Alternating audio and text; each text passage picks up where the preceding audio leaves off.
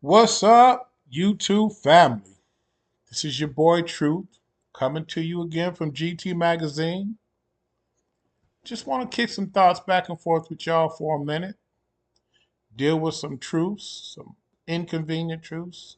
Check this out, fam. Y'all ever wonder how a group of people who look like this,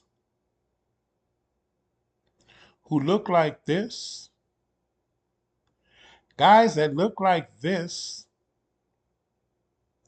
landed on a continent populated by people who look like this? Some of the strongest, most athletic men and women this world has ever seen, and managed to deliver them into servitude and slavery for eons, for decades and decades and decades. Have you ever wondered, how did that happen? How were they able to come over with a boat full of Barney Fife looking goofballs, Gomer Pyle, and deliver all these strong black men and women into servitude? I'm going to tell you how that happened. This is how it happened. This right here. This is how it happened. You see this? This is how it happened. They didn't show up with a superior army. They didn't show up with bigger numbers or any of that. They brought baubles and beads and trinkets.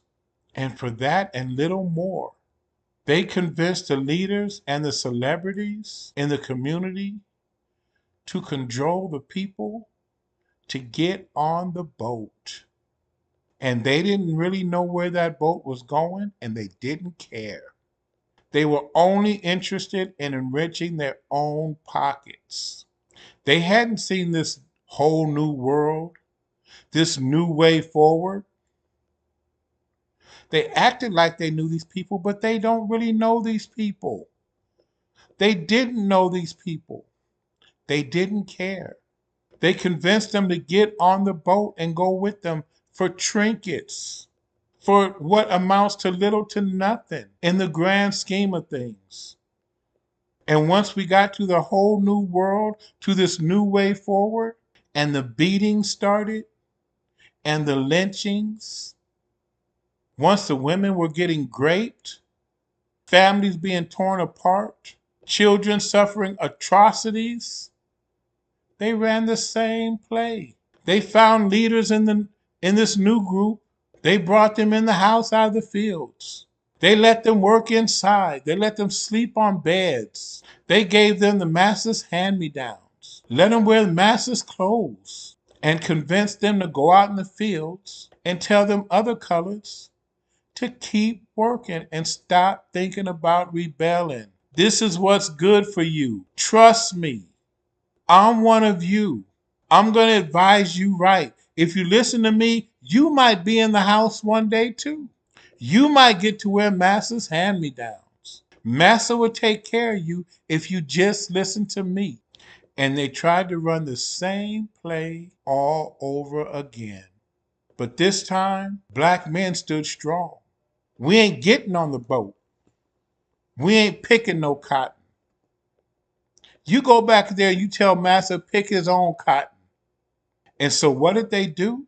They weaponized our own women against us. And they started spreading lies. They started pushing the notion that we weren't obedient to them because we didn't love our own. We were asking for tangibles. We were asking for answers. We were asking that policies be explained to us because we didn't love our own. And we didn't stand with them because we wanted them to be somehow or another deprived of some kind of rights. Because your men don't love you. The only one who loves you is us. And so you better vote for us because you can't trust anyone else. And they ran that same play across the entire field. Has anyone ever stepped back and thought about the fact that Obama could have codified Roe versus Wade when he was in office? He could have secured abortion rights when he was in office. But what did he do? He took that opportunity to make it legal for little boys to use the girls' bathroom. And when I say little boys, I mean all the way up to college age. And he convinced them that if anyone questions why you're in the girls' bathroom, they're transphobic. And so I'm going to give you the authority and the ability to cancel them, to destroy them, to ruin their lives, dox them. Let's bring in cancel culture. We'll make them a pariah if they dare to even question whether or not you're legitimately trans or you're on some freaky shit. Don't even have the right to ask. That's what he did. And he convinced that community that anybody who questioned it and anybody who didn't vote for it did so because they were transphobic. There's no room for conversation. There's no reason for dialogue. It's either 100% agree or totally disagree with you. I either completely love you or I absolutely hate you. That's the situation they created. The party that once stood for diversity and inclusion has done the most insidious thing imaginable. They've taken all these diverse factions and different cultures that joined the party and made the party what it is, and they've turned them all against each other. So now we're all at different extremes. Nobody has any tolerance or patience for anyone, and that's by their design. A party that was about joy and peace would have promoted conversation, would have brought people to the table so we can discuss our differences and move forward with a unified understanding, hearing each other out and better knowing how each side felt. But that's not how they played it. Anybody who wanted to have a conversation must hate you. Does that even sound reasonable? Anybody who wants to talk to you about what's going on that affects both of us must hate you. So if a person doesn't necessarily agree with all of our policies to the point that they're willing to vote for us, they hate women and they're misogynistic, they hate blacks and they're racist. That's the only answer. It's only those two extremes. There are no other choices. There's no middle ground. Fam, I'm telling you, nothing could be more un-American than that. Because our democracy is built on the notion that we're all equal. We all have a voice. So regardless of what circle or corner you're standing in, conversation should always be encouraged. They didn't want to have conversations because they knew they were promoting a lot of insanity. And they didn't care. You know why? Because they've become the party of division. They operate on division. Obama came down and talked to those brothers, didn't want to hear the reasons why they might be reluctant. He immediately stereotyped them. He did what Karens do. Oh my God, you must all be misogynistic. And he said that and let that go out on the airwaves for the whole world to hear. Bullying us, trying to stereotype us, trying to label us so that we don't think, so that we don't raise our head. We walk with our head down and shuffle in line the same way we did when we were getting led onto that boat. Where did that boat lead us to? That wasn't no cruise ship. That wasn't no new way forward. But you weren't allowed to ask. If you ask the question, you're the problem. What kind of party treats you like that? What kind of political party treats you like that? If you ask me a question, you're the problem. Even though the decisions I make are going to affect your life. Nothing Kamala does, nothing that Joe Biden does is going to affect the Obamas or any of the celebrities they brought out to try to convince you to support her campaign or to vote Democrat. It's going to affect your life, and you're not even allowed to ask them a question. Does that sound right to you, fam? People want to say that the Republican Party is the racist party, that Donald Trump embodies racism and hate. But you know what, people?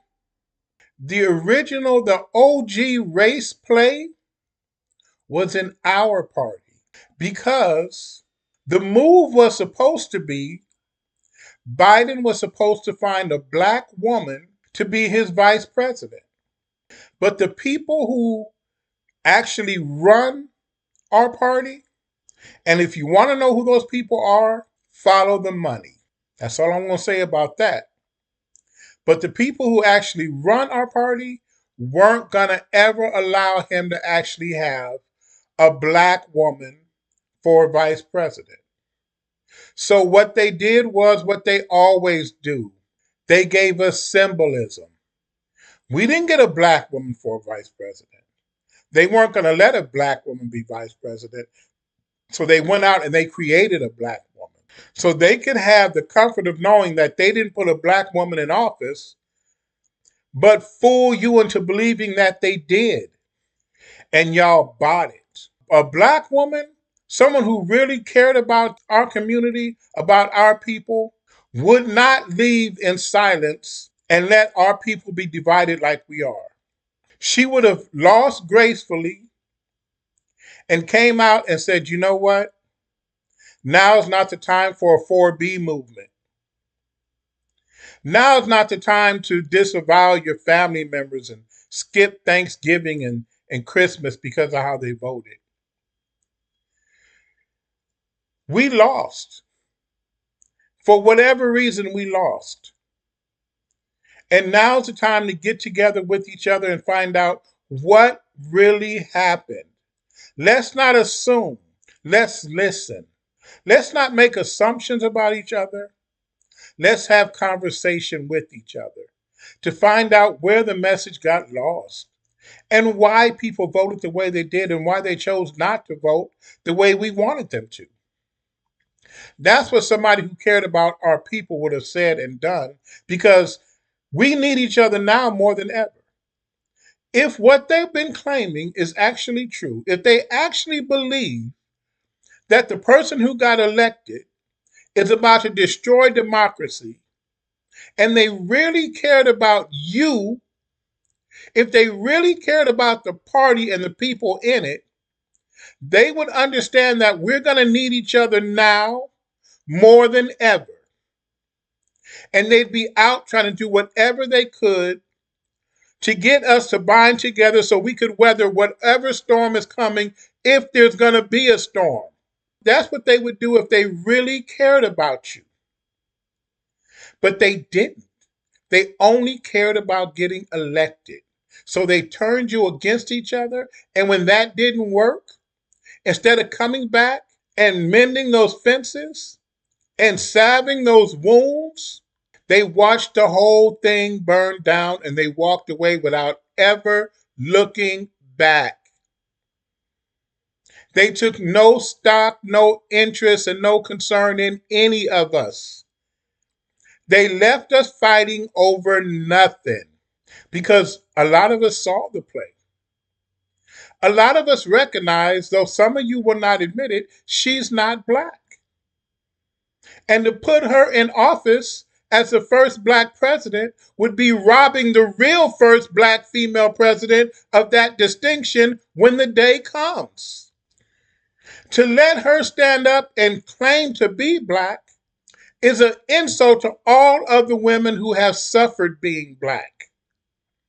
And we saw that. We saw the millions of black women that we grew up with, our sisters, our cousins, our neighbors, our friends, our girlfriends, our wives, suffer for the skin that we share, suffer in America for being black. They didn't get to put that cross down. So for her to jump up and claim on a Tuesday that she's what you've had to be your whole life didn't sit well with us. We know who Joe Biden really is. We remember Joe Biden. Joe Biden is the OG bigot. That didn't sit well with us. We needed somebody to come in and explain what it is that you're asking us to jump on this boat for. And where is this boat going? Tell us exactly where the boat's going. Who's running the boat? We want to meet the captain. We want to see the brochure. It's not that we hate anyone else in line. That's not the point. But we're not going to let you hit us with another okey doke. We've been pushed on the boat before, and we love our people. So we're not going to let you push us on the boat again. And all these celebrities, while y'all was talking, we were researching. How many of y'all cozied up with Donald Trump 10, 12, 13, 14 years ago? Al Sharpton.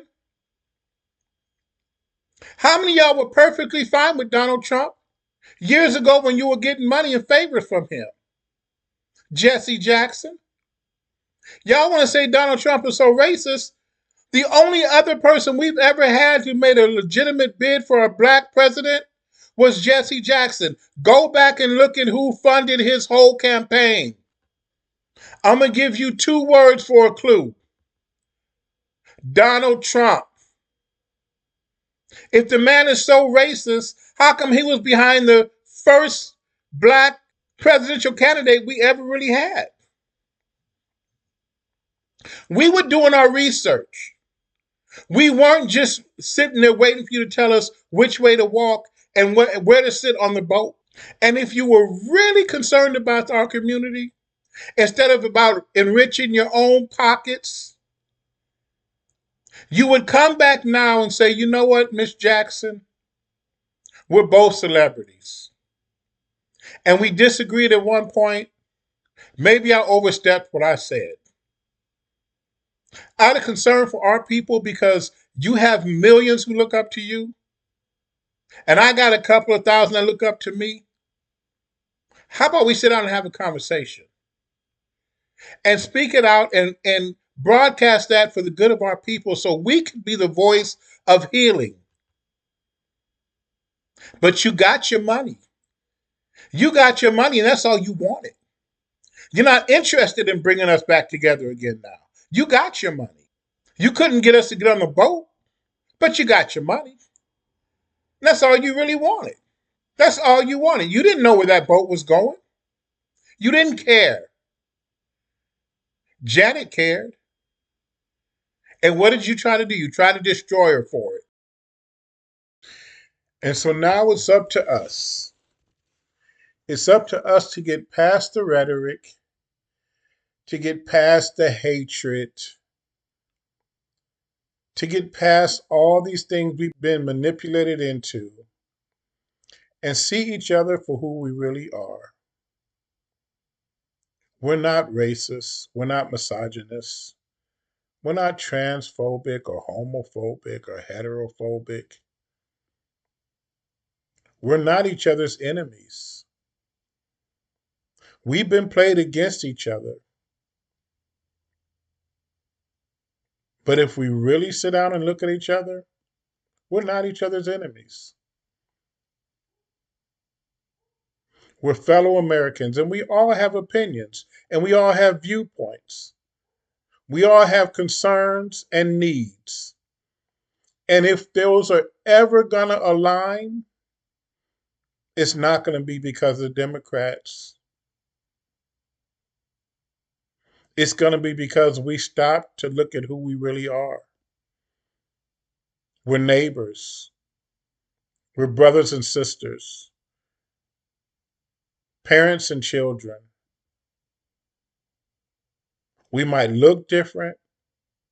We might act different. Some of us love different, but we're just each other on different paths. So instead of this whole notion of vote blue no matter who, how about you vote for me and I'll vote for you?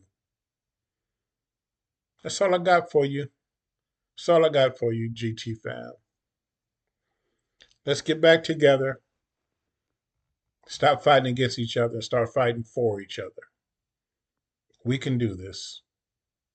Y'all know what to do now. Like, share, and subscribe. I'll see you in the next episode. Peace.